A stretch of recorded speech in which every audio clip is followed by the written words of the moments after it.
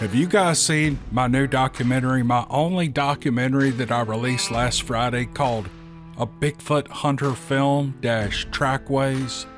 If you haven't seen it, it's one video back. Go check it out. It'll be on the end screen of this video, and I'll link it in the description below. I never ask for support. I never ask for people to subscribe. I never ask for it. We don't take donations. We don't do any of that stuff. But I'm asking you to go watch, at least watch the first 10 minutes of this documentary, and I think you'll be hooked.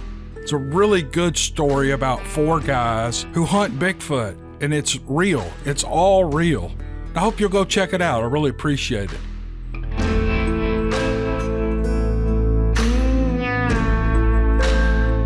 Here's an email from Stacy. I got this email back in November of 2019. You can see how far I'm reaching back and getting them. This is a great story. I've never read anything like this, and I'm always so glad to get these that aren't, they're just, some of them are different. This is one of those different ones, and I think you'll find it interesting. She writes, I'm a Bigfoot believer, and I've read countless stories and have seen almost every photo or video documented on the internet. In 2007, I'd been studying encounter stories for a year, and I'd heard of several in the Adirondack Mountains. It wasn't that far from where I live, so I convinced my best friend to take a hiking trip with me in search of Bigfoot. We were both in our 20s at the time and looking for adventure. Within a few weeks, we made our plans, purchased our supplies, and loaded our backpacks, and we were on our way. We'd picked a remote hiking trail and headed out. An hour into our hike, the trail came to a fork. One path was well worn. It was clearly the path most people chose. The other path was overgrown and grassy. Which way should we go? My friend asked. And I pointed to the overgrown path and I said, let's go that way for sure. I knew if I wanted to have an encounter of any kind, I would have to choose the path less traveled. We hiked a long way before we reached a point where we could take a rest. My friend immediately noticed that there was no sound in the forest. No insects were chirping, no birds were singing, no other animals were even moving around. It was unsettling, and I thought maybe we were about to be attacked by a mountain lion or something. I knew that silence in the forest usually meant a predator was in the area, so we decided to keep moving. Not long after that, the forest grew dark. It wasn't nightfall yet, but the sun was shining on the other side of the mountain, and it cast a long shadow that made the whole area look like something out of a creepy movie. The dark forest ahead of us felt like it was swallowing us up, and I couldn't help being a little bit afraid. My stomach sank, and I took a few big gulps of air, and I could feel my heart pounding in my chest. Somehow, I knew we shouldn't be there. I told my friend that I didn't want to go in there. She said, oh, come on, we can't stop now. Let's go just a little bit further. I was uneasy with every step. Finally, I convinced her it was time to turn back. I couldn't wait to get out of there. I had the sense that something was watching us, and I didn't know if it meant to harm us or what its intentions were. After a while, we got out of that area of the woods, and I felt a bit relieved. It was time to start heading straight back to the car. The woods had fallen darker, and I did not want to be lost out there after the sun went down. We were still 2 hours from the car. We picked up the pace. As we walked back, I admit that I felt a bit disappointed that we didn't have an encounter with the creature. That thought didn't last for long. 5 minutes later, we heard a loud popping sound of a boulder hitting another rock as it landed on the ground, and then it rolled 20 yards before coming to a stop. It had come from our left and behind us. There were no hills in that direction that it could have fallen from, and the landscape behind us was flat. I looked toward the sound to see what was going on, but we didn't see anything. But all of a sudden I was excited, and it gripped me as I realized that something had to have thrown it. Maybe we had contact finally. This is what I had come for. I wasn't scared at this point. Suddenly, I was thrilled. I picked up a handful of small rocks and I threw them back into the woods in an effort to communicate with whatever had thrown the boulder. We slowly moved down the trail, looking into the woods, hoping to see this thing. And a handful of small rocks soared through the air and landed behind us. We stopped and smiled. This was it. I picked up more rocks and I gently threw them in the forest, and we waited, and then more rocks came flying back to us. I couldn't believe this was happening. I was growing more excited by the minute. For the next 45 minutes, we walked the trail, tossing rocks into the woods, and back and forth it went. I never saw, heard, or smelled anything other than the rocks, but what animal was possibly capable of playfully throwing rocks back and forth? When we reached a point with a small pond on one side and thick woods on the other, I heard the sound of a tree creaking back and forth at a rapid pace. I'm not a stranger to the woods. I grew up in the country and I spent most of my days playing and walking out there. And I know the sound of the wind blowing through creaky trees. This is not what that was. It sounded like someone was shaking the tree. My friend was now afraid, but I became more curious, and I begged her to let me inspect the sound a little closer. Against her better judgment, I stepped off the marked path and into the woods. That was my first mistake. My intuition was telling me not to go any further. The energy in the area was heavy and thick, and it took everything I had to move my legs forward. I looked down at my arms and the hair was standing straight up. I should have turned back right then, but I didn't. I picked up a large rock and I threw it as far into the woods as I could. I had a good throwing arm and I sent it as deep into the darkness as it would go. The tree continued to shake. One last rock, I thought. I'll just throw one last rock.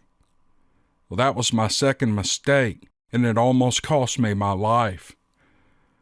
My friend walked up behind me with a rock in each hand. We must have looked like a couple of idiots creeping through the woods with those rocks. And I cranked my arm back and I began to throw. And upon my release, a rock the size of a softball came buzzing past my head at incredible speed, and it missed me by half an inch. I felt the wind off of it as it hummed by. Then it hit a tree behind us and it landed on the trail. I turned to my friend in shock, and I was hoping she was playing a joke on me. And all I could see was the fear in her eyes as she held up both of those rocks in her hands. She said, "I brought one for you and me, but we didn't throw them." "Let's get out of here," we both said at the same time. Somehow, unintentionally, we had made this creature angry, and if that rock had hit me, it would have killed me. If it was a person who'd thrown it, they would have had to be close enough that I would have seen them. We started beating feet out of the woods while more rocks were thrown at us, but this time it wasn't playful, and they weren't small rocks. They were being thrown directly at us. And for the next 40 minutes, as we headed out of the trail as fast as we could, we had to take cover several times from the rocks being flung at us. We were lucky the rocks hit the leaves as they flew through the air and gave us a split-second warning that they were coming. Again and again, we had to duck to avoid being hit. These rocks kept coming at us until we were a half mile out of the trail. They were making sure that we were leaving. I should have never thrown that rock. It was a stupid move on my part. You know the old saying, it's all fun and games until someone loses an eye, right? There is no doubt in my mind that I was interacting with a Bigfoot that day. And this is one of my favorite stories to tell those friends who won't laugh at me, and now I'm sharing it with you all. Thank you. Well, Stacy, thank you. Good grief, man, what a story. I was reading this earlier, and then as I narrated it here, I was thinking, I would do the same thing. I would throw rocks back at it. Not to try to hit it or hurt it or anything, but if someone's throwing rocks, heck, throw them back. kind of takes you back to your childhood when you had dirt clod fights and rock fights and snowball fights. There's no way to know that you're going to hack this Bigfoot off. You really didn't know if it was a Bigfoot or not at first. And here we go throwing rocks back at each other. Anyway, I don't know. You did exactly what I would have done. So I wouldn't beat yourself up over that. But you did say you love telling this story. And you did come out of that whole experience with a great story. And now you've shared it with us, and we're all so appreciative. So thanks, Stacy. And sorry it took so long to get to this, but I'm getting to them all. All right, let's go to another one.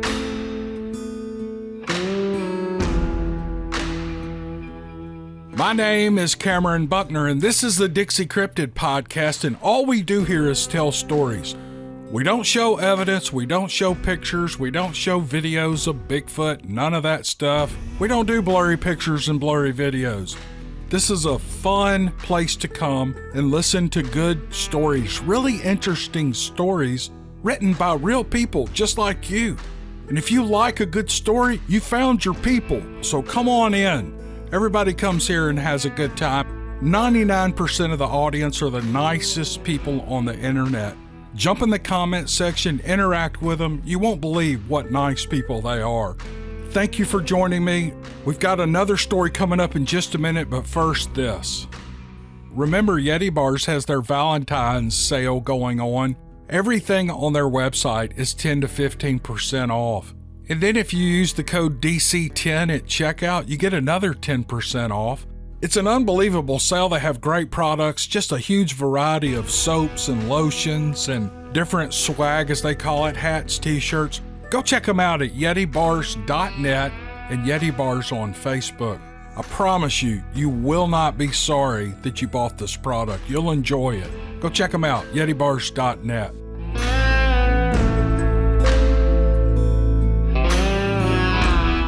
Okay, this is a real interesting story, and at the beginning of his email, he gives me, I almost narrated this. I'm glad I didn't, because he said, let me tell you a bit about myself in confidence. He wants to remain anonymous for several reasons, but I will tell you this. He's 65 years old. It's a man. He's got an extensive education background, bachelor's degrees in leadership and ministries, and a master's degree in the science of counseling. And he says, I hate to talk about myself. I was taught not to brag, but I did graduate at the top of my class, and people say that I helped them make good decisions. I'm only telling you this to give these stories a little credibility. So in other words, he's not from the trailer park like me. I'm just kidding, man. I'm just kidding. So here's what he writes. My sister and I are the only ones living from our immediate family now. My mom and dad and 3 older brothers have passed away, so I really don't have anybody to ask about the things that I'm going to tell you. But there's just a lot of strange things that happened as I was growing up that never had a resolution, and I suppose it was because they happened to me at such a young age that I didn't question them or fully dwell on them. I'm writing to you because of your non-judgmental approach to the subject of the unknown. I enjoy your style of telling about these experiences, and I check your channel to make sure I haven't missed any of them. That always makes me so happy when people say that. You know, people think this is a successful YouTube channel. It's a small channel in the scope of YouTube, and I still get giddy when I hear people say, oh, I like to hear you read a story. And, you know, I don't know, I'm just going on here. Let me keep going. So he writes, all 3 of these events that I will tell you are true. They're not fiction. You may use them on your channel, which I enjoy very much, or just read for your own pleasure if you want. All I ask is that you mask both names in specific places. We grew up in Knoxville, Tennessee. We lived in a large ranch-style home with a big full basement and a main level and an upstairs. It faced the highway, and on the other 3 sides, it was surrounded by woods. And he sent some photos, but I don't show photos, so we're not going down that road. We rented it from the cement plant my dad worked for. I recently tried to find out how many acres the plant owned, but I couldn't. I did find out the manufacturing and packing plant itself is 32 acres, so it stands to reason that there's at least 75 acres or so of fairly dense woods that we're talking about. I always loved to play in those woods. It was a southern boy's dream. We moved to the house when I was 6 years old, and I lived there until I was 18. There was one house next to ours when we moved in, but it was vacant and torn down shortly after. There were no other homes around at all after that, and I would estimate the closest house would be a mile or two in either direction, with only the woods and the plant behind it. I would always go through those woods to the left of our home, which was a quarter of a mile of dense hardwood, and then I'd cross a small fence that opened out into a large field. Across that field, I could go play in a small creek, and that was always a fun trek. Sometimes I would go to the right of the house into those woods. We would always throw our leftover food or spoiled food over the fence on that side. I would go about a quarter mile in that direction until it opened up into a clay clearing that was totally surrounded by large pine and evergreens. It had a big deposit of slate rocks, and I can remember grabbing a rock and writing my name on the other rocks around there. It was like a chalkboard. That clearing was one place I always felt like someone was watching me, though. I never went any further than that to the right, even though the river was only a half-mile further. If I were to walk straight back toward the center of the woods for miles and miles, I would eventually get to the plant my father worked at. But we never went toward the center of those woods for some reason. There seemed to be unspoken boundaries even when I went out with my older brothers hunting. I was always told not to go that way because the plant would blast rocks back there with dynamite. There were plenty of no trespassing signs, no hunting signs, all riddled with bullet holes, and oddly enough, some danger quicksand signs. Really, quicksand in East Tennessee, or was that a sign to just scare people? We always had dogs that we kept outside. Now it seems to me like they always disappeared or died on a regular basis, and I never understood why. And in my family, a good Southern family, if you do not talk about it, it's like it never happened.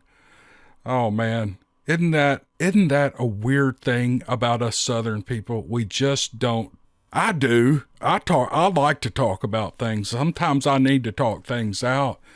But mostly I'm quiet. I'm not a blabbermouth, but some things I need to, okay. For some reason, this story is making me yak. I'm going to quit doing that. We usually kept 1 or 2 hunting dogs like beagles and at least 2 big German shepherds. My dad always put the dogs up in a strange way. He stationed them directly behind our house, one to the right side of the woods, and one toward the center of the woods, and one to the left. We had a large pen that spanned the entire half of our yard that was made from fencing at least 6 feet tall. On the front of the large pen was a house made from tin, and it was big enough to shelter a pony we had for a while. Why didn't they just put the dogs in that instead of letting it sit empty? I wonder if they were put up like this to guard our yard. Dad always kept a loaded shotgun handy as well. Mom would always warn me that the booger man was in the woods and that I shouldn't let it get me. She would have probably freaked out if she knew I went in there to play as much as I did. Later on, my dad would explain that screams we heard a few times in those woods originated from the wampus cat, a large mountain lion type creature we used to talk about. Did he tell me this because I would be more accepting of a large cat in those woods rather than, well, something else? I think the subject of these stories is more the land we lived on rather than anything else. Or maybe because I believe in the supernatural, I was more sensitive to these events, or maybe they happened to me just because, with a randomness that can be ironic. Well, let me get to the first event. I did not usually take my little sister with me in those woods to play when I went, but one day we decided to play in that fenced-in lot I mentioned earlier.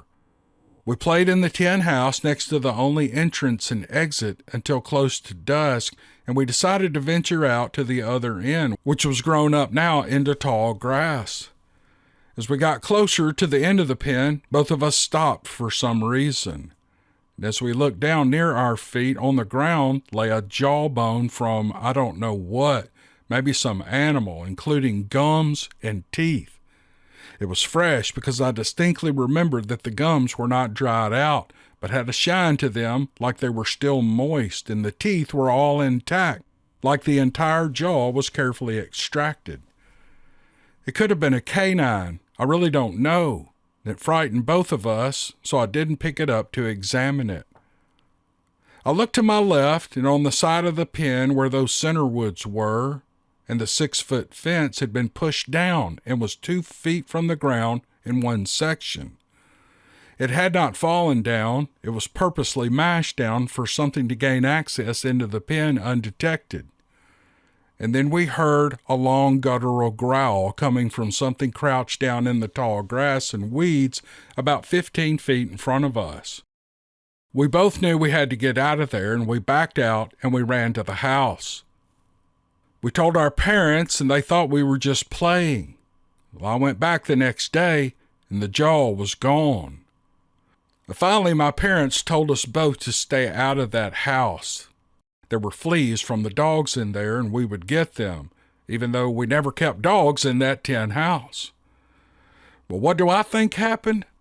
I think there were Sasquatch living deep in those woods, but at that time, we knew nothing about them. This happened to us in 1966. The Sasquatch probably thought I was harmless, and they never bothered me when I played back there.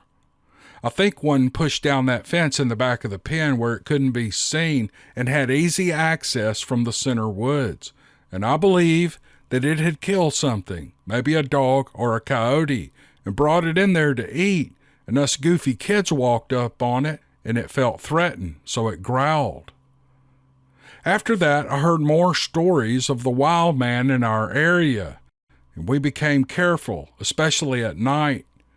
In fact, when my sister was older and she was left alone in the house, she was so afraid that she would sit under the kitchen table with the chairs pulled in around her until somebody got home. Even when I grew to a teenager and would come in at night from work or a date, I would never hang around outside. It was so dark from the woods in our yard, and the dogs would regularly bark into the woods, and we would hear movement in there, but we never saw anything. And our usual routine for being tucked into the house would include making sure the garage light was turned on, the door to the screen porch was locked, the door to the kitchen right off the screen porch was locked and deadbolted, and the living room door going out to the front porch was locked, and the inside chain latched, and the outside entrance to the basement would be locked, and the entrance into the main floor from the basement was bolted shut. On November the 4th, 1965, my grandfather died. I was 10 years old then, and my sister was 7. He was never a warm and fuzzy type grandfather. He would always sit out in the yard with his metal lawn chair and smoke cigarettes. He was a slim man with a ring of white hair around his head, and he always had on his Liberty overalls, a sport coat, a Stetson hat, and brogan boots. I felt bad for my father that Pa, that's what we called him, had died, but I didn't feel the loss as much since he was not an overly affectionate kind of a man. 2 weeks later, Mom and Dad had to go somewhere and left my sister and I alone for a while. We were goofing around on the porch and something got my attention about halfway up the driveway. It was Pa walking up the driveway in his overalls, in his sport coat and hat and his brogans. Both of us scurried into the house and locked the kitchen door. We didn't have time to lock the screen in the porch door, so my grandfather walked in and began to knock on the kitchen door. We both hid in the living room until we were sure he was gone. Both of us saw him and recognized him. There was no mistake about that. But the way he was dressed and the way he walked were just the same. And I cannot explain that to this day, and my mom just said it could not have been him, and we were mistaken. The next story I have takes place a couple of years later. My older brother and I were home alone one night, and for some reason we went outside. And as we stood there right outside the detached garage, We both looked into the sky. It was dark and clear with the stars shining all around. At this time, it was 1968. The area was still undeveloped as far as business goes, so there weren't any lights from buildings or signs. As we looked up, it seemed as one of the stars was becoming brighter than the rest. It was becoming brighter because it was getting closer. In a matter of seconds, we understood that it wasn't a star. Yes, there hovering above us was a flying saucer. Its appearance was similar to the classic 1950s sci-fi movies. It was round with lights that rotated all around it, and it looked bigger than our 2-story house, and it just hung there, making little noise as we stared back at it in shock. Finally, my brother told me to get in the corner of the garage and stay there. I did, and he ran into the house and got the trusty 12-gauge shotgun. I heard him come out, and I stepped out too, and just as he shouldered the J.C. Higgins 12-gauge, the object disappeared. We both stood there in shock for a while, never spoke of it again. But I always felt protected and glad my brother was around. Isn't that weird? I have absolutely no idea what this was. All I truly know is that it was an unidentified flying object that scared us both to death. And now for my fourth story. This occurred when I was 17. I had the entire upstairs to myself. My sister was always afraid to have her room up there for some reason. Maybe it was because you could hear footsteps up there when we were all downstairs. My parents said the house was just settling. And I always left a light on in the hall bathroom, and the door cracked about halfway. If I knew it would be dark before I went upstairs to my room, I would leave a light on all day so the area would be illuminated for me when I walked up those stairs. As I went to bed one night, I took my glasses off and I placed them on the bedside table. I have poor vision and I could see nothing without them. And I woke up sometime in the wee hours of the morning and I turned my head to the side. That's when I saw it, or I saw him. It was standing in my hallway right outside of my room. What appeared to be a Civil War soldier. He had a uniform on that looked like a Confederate officer's attire with fancy braids and buttons. Before I could even react or think, he was straddling me on the bed, making the mattress and springs underneath me conform to a U shape. I sunk into the middle of the bed. I had been scared before, but this was stark terror. And as quickly as he appeared, he disappeared, and the mattress, the springs, and me returned to their original position. I immediately sat up straight in the bed, and I took a deep breath, and I screamed. Yes, I screamed, but no sound came out. I took a deep breath to scream again, but no sound, just my breath. I have since read that if you're terrified, your body may go into shock, temporarily freeze up, and it will not function. But the third attempt came with a blood-curdling scream. And I ran downstairs and I told my mom, who met me at the bottom of the stairs, that I had a nightmare. She suggested that I sleep on the couch in the downstairs living room that night, and that's what I did for a week. Was it a nightmare, really? Was it a familiar spirit, maybe taking the form of a soldier who fought in the area? How could I see in such detail without the aid of my glasses? I will never know. Shortly after I moved out and got married, my sister did as well.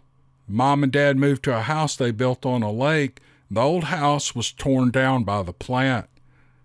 It was not in bad shape, and why they decided to tear it down instead of renting it or selling it, I'll never know. Again, all these events are all true, and I'm sure no one would believe me. I've never shared all 3 events, actually there were 4 events, with anyone else, but they really did happen. Feel free to use these stories if you wish. You may call me to verify if you want. If I'm busy, leave a voicemail and I'll call you back. Thank you for all you do and the wonderful stories you tell. And then he signs off.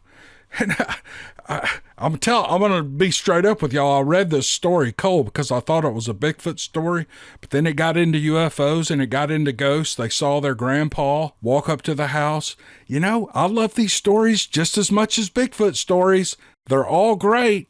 We all love to hear them. And this man was so nice to sit down and write all this stuff down for us to enjoy. So this is the story that's at the end of the video. I know everybody expects me to do Bigfoot. I really like doing these UFO ghost stories. We do those on the What If It's True. This one kind of snuck in. I'm going to leave it in because it's just damn good. That's all there is to it. All right. That'll do it today. I'm actually just beat from putting that documentary together that I released a couple of days ago. I worked on that thing for 12 hours a day for 7 days straight. It's amazing how much time it takes to do those things. But when you kind of get into it and you're having so much fun, you just keep rolling. It's been 2 days and I swear I still feel tired. I don't know what it is. Maybe I need a cheeseburger or a donut or something. I don't know. Hey, y'all, thanks for hanging with me this long on the podcast. And we'll see you on the next one. Thank you.